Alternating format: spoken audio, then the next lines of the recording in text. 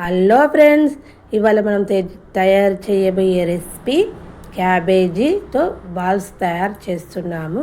Simple recipe, చాలా ఈజీగా తయారు చేసుకోవచ్చు. ఒక బౌల్ తీసుకొని ఒక కప్పు తురిమిన క్యాబేజీని వేసుకోవాలి, ఒక కప్పు మైదా పిండిని వేసుకోవాలి. దీనిలోకి ఉప్పు, కారము, కొంచెం అల్లం వెల్లిపాయ పేస్ట్ వేసుకోవాలి. ఒక హాఫ్ స్పూన్ ధనియాల పొడి, హాఫ్ స్పూన్ జీలకర్ర పొడి వేసుకోవాలి. వేసుకున్న తర్వాత ఒకసారి బాగా కలుపుకోవాలి. మనం క్యాబేజీ తురుముకున్నప్పుడు వాటర్ అనేది పిండుకోలేదు కాబట్టి మనకు క్యాబేజీలో వచ్చే వాటరే మనం కలుపుకోవడానికి సరిపోతుంది.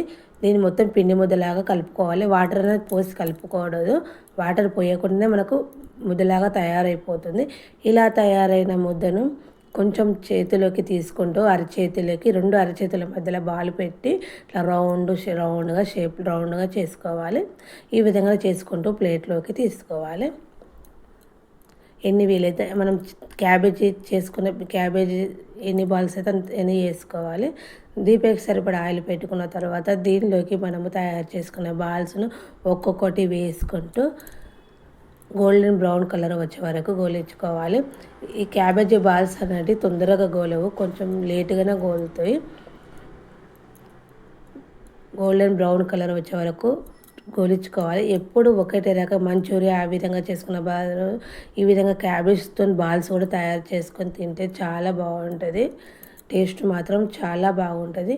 ఇది టమాటా కెచప్తోని కానీ, పెరుగుతోని కానీ, దేంతో తిన్నా, ఆనియన్స్తో దేంతో తిన్నా చాలా బాగుంటుంది. మనకు కొంచెం కలర్ అనేవి మారుతున్నాయి. బాల్స్ అనేవి గోల్డెన్ బ్రౌన్ కలర్ వచ్చే వరకు గోలించుకోవాలి. సిమ్లో పెట్టుకొని గోలించుకుంటే మనకు లోపల పిండి అనేది మంచిగా గోలుతుంది. ఈ విధంగా గోలినాక ప్లేట్లోకి తీసుకోవాలి.